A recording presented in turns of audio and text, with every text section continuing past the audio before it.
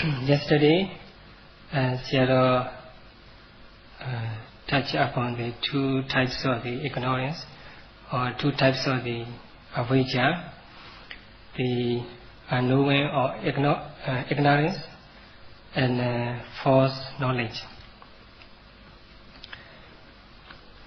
So, when we practice meditation, it is very important for us to understand the method properly. It can be compared with the dosage.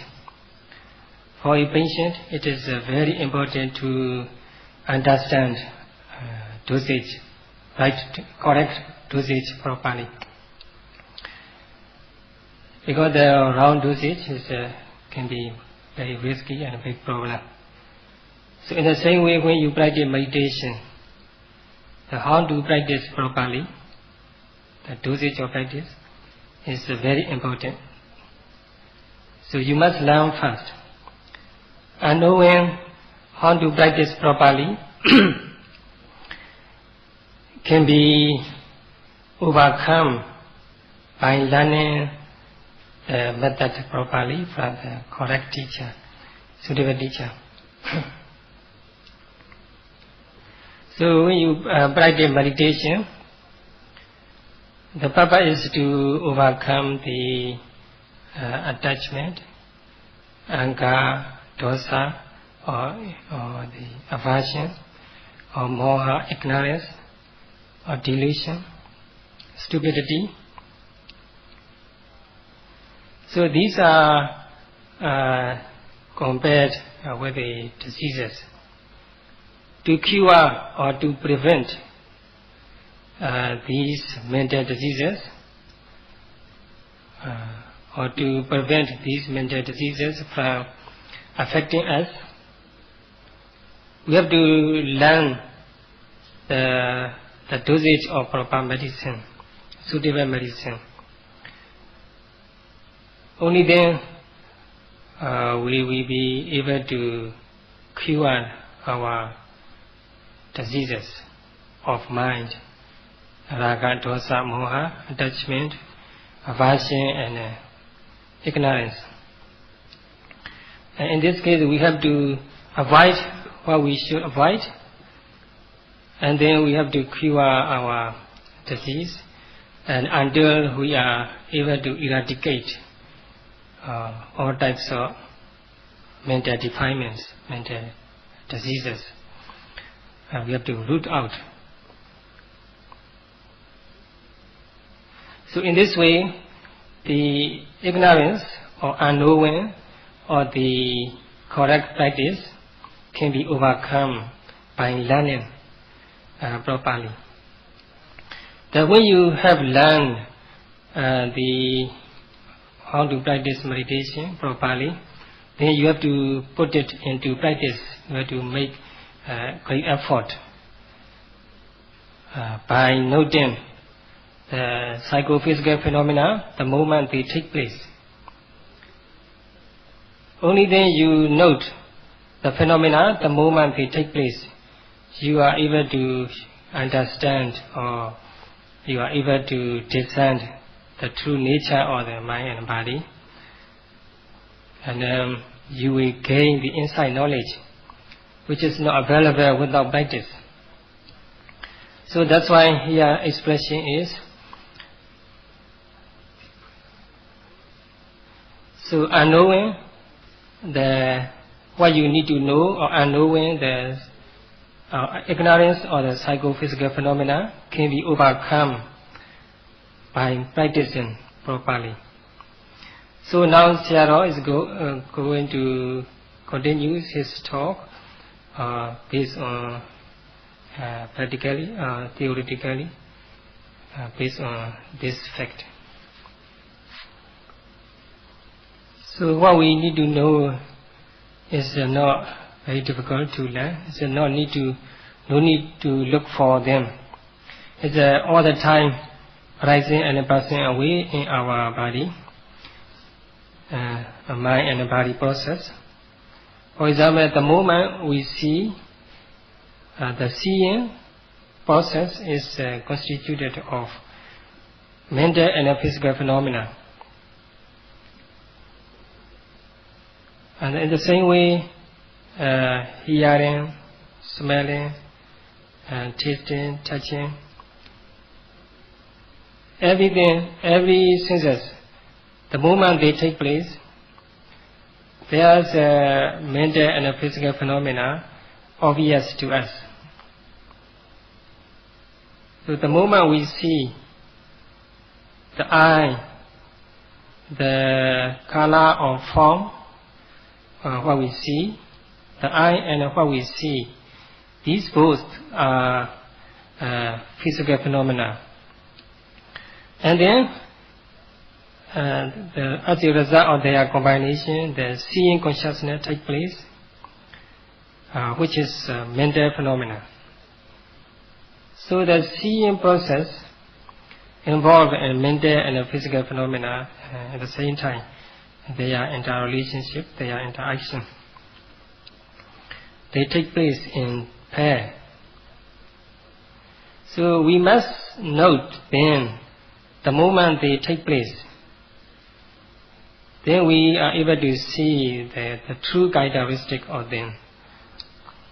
When the concentration and the mindfulness become strong, it is quite easy to see their true characteristic. Similarly, the moment we hear, the ear and the sound are physical phenomena. And then hearing consciousness, the resultant consciousness, it is a mental phenomena. In the same way, the moment we smell, the smelling process constituted of the mental and the physical phenomena. The smell and the nose are physical phenomena, and smelling consciousness is a mental phenomena. And when we eat something, similarly, the mental and the physical phenomena occurs to us very obviously. The taste of flavor and food, or tongue and the flavor of food, of course, the physical phenomena. And the tasting consciousness, tongue consciousness, is a mental phenomena. The same way regarding the touching, when we touch something or someone, we feel the touching phenomena. So the touching can be felt or experienced when we touch with our body, any part. Where there is a flesh, we can feel sensation. So there, the whole body, where there is a flesh, can feel the sensation of touch, sensation of touching. So when we touch something or someone, we can feel the sensation of heat, or warmness, or tension, or hardness, and so on.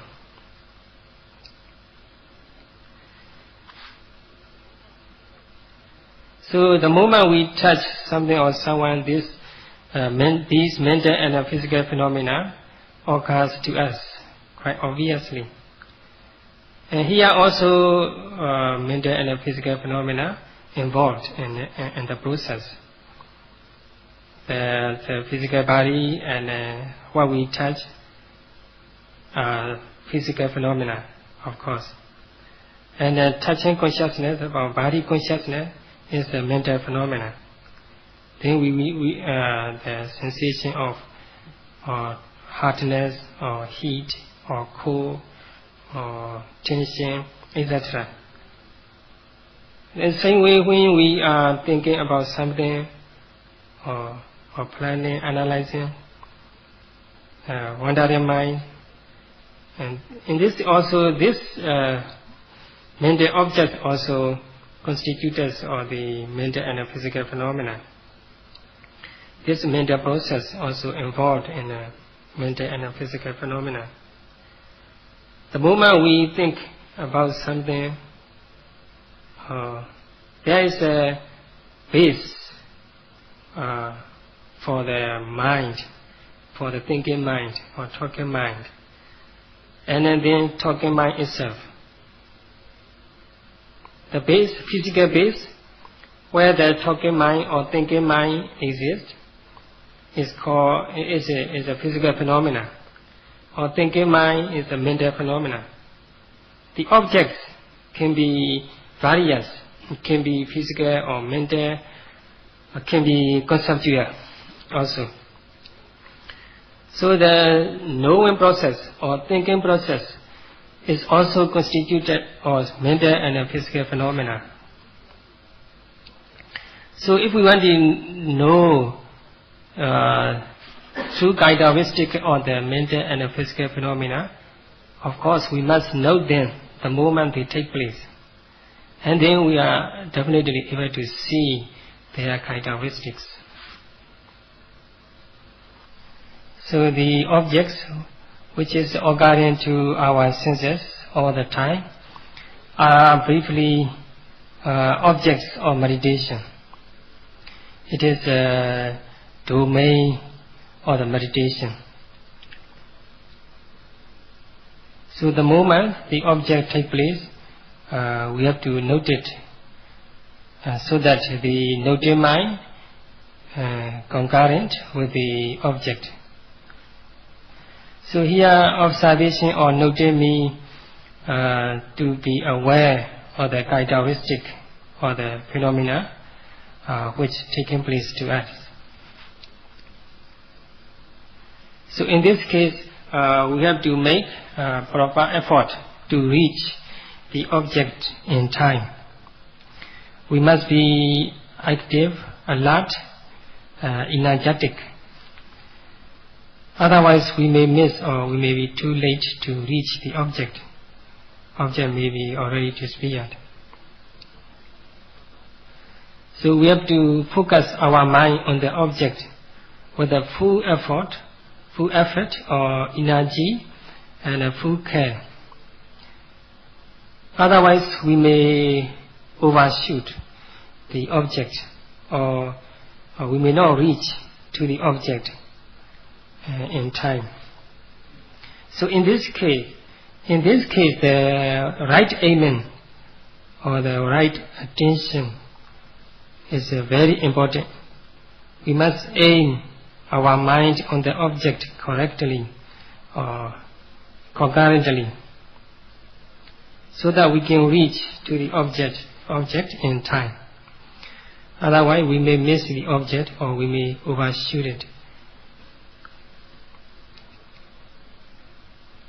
So this type of the aiming is the factor or jhana. It's a jhanic factor.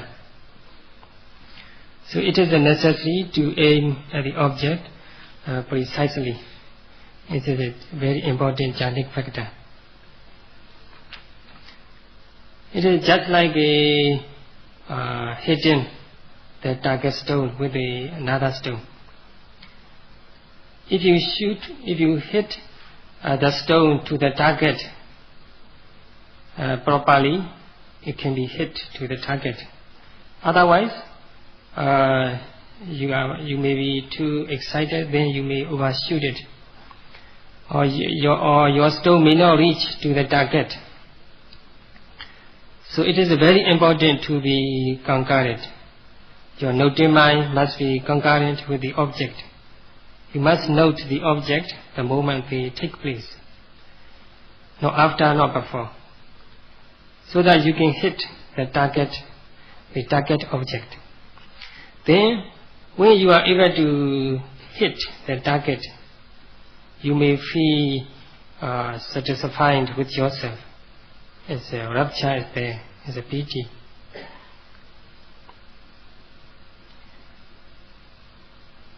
So here expression, the moment the object takes place, focus on it precisely or concurrently. So this expression is a very widespread purpose and multi-purpose.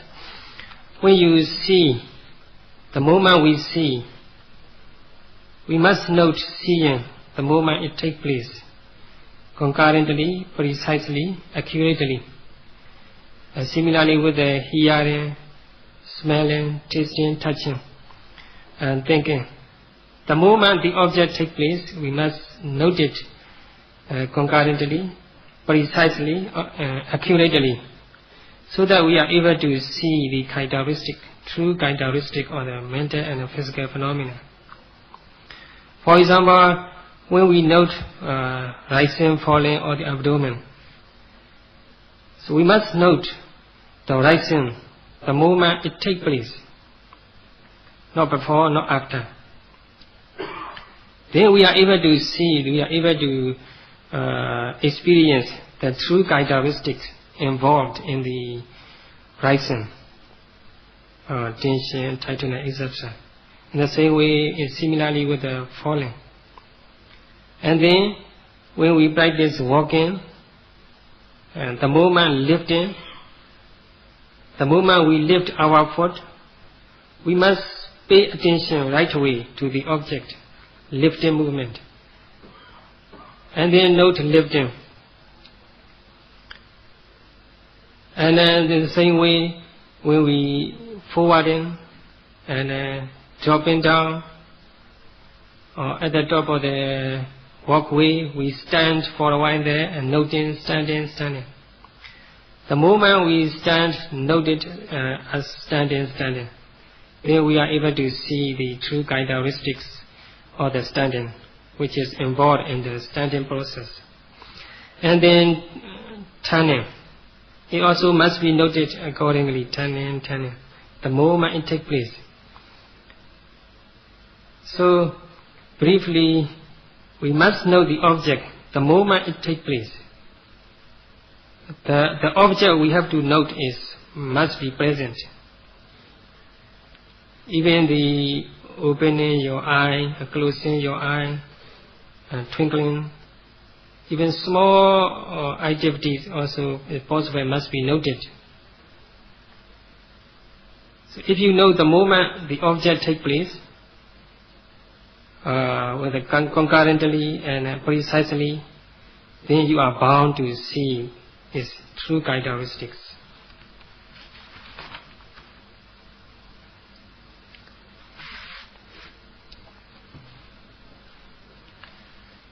So when we are noting the object, the moment they take place,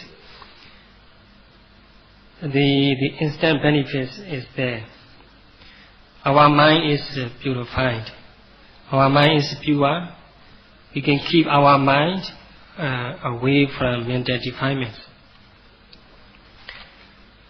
So in this way, our mind becomes blameless and flawless. So that's why this type of meritorious deeds or merits or wholesome deeds is called adhikusala in Pali. The superior wholesomeness or superior merit, meritorious deeds, so which much more superior to any other ordinary meritorious deeds. So, for example, when we note rising, falling, or the abdomen, we focus our mind on it. Then our mind becomes stable there on the object, not restless.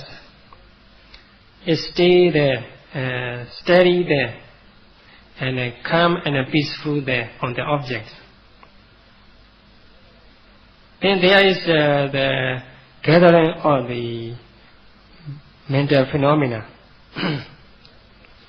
This is mindfulness is there, concentration is there. So we have to know the object concurrently, the moment they take place. So that's why it's an expression. Note the moment the object takes place, then mind becomes purified.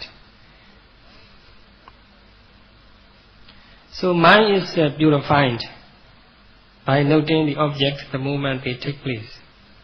Because there is no chance for raga, attachment, or love, or lust,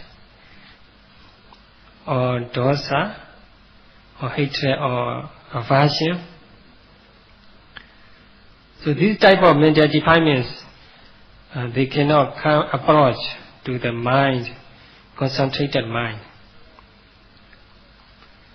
Otherwise, there will be attachment, anger, hatred, aversion, or lust or love will occur to us. When we see something or someone we hate or we dislike, we feel aversion or we feel angry about that with the person. This is dosa, anger. So when we meet someone or something we love or we like, we may feel lustful or its attachment is there. On the other hand, when our mind is focused on the object, meditation and object, then mind is become stable and steady, calm and quiet on the object. Then there is no chance for such a attachment, anger or hatred. Mind is momentarily flawless, blameless. This is an instance benefit we can get from meditation practice, from the noting. So we must develop such a mental state by noting continuously.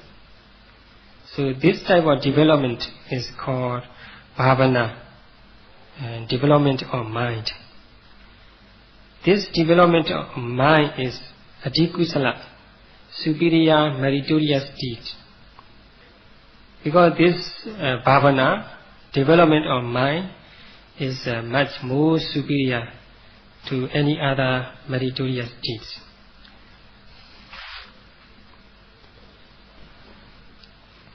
If we fail to note an object the moment it takes place, just as I mentioned, when we see something or someone we love, the lust or attachment takes place.